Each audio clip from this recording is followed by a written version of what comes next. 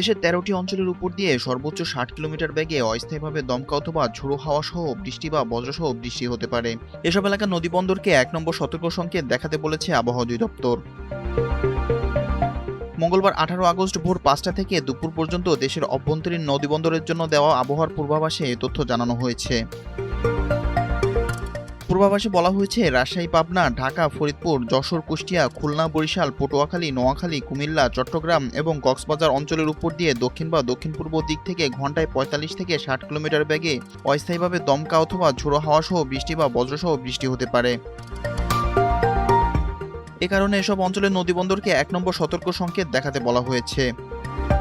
আবহাওয়া অধিদপ্তরের উপপরিচালকের পক্ষে আবহাওয়াবিদ এ কে এম নাজমুল হক এই তথ্য নিশ্চিত করেছেন।